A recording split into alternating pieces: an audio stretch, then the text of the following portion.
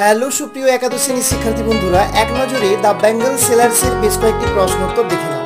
তো আমি নিচের দিকে স্কিপ করে যাচ্ছি, দেখো তোমরা প্রশ্ন উত্তরগুলো দেখে নাও।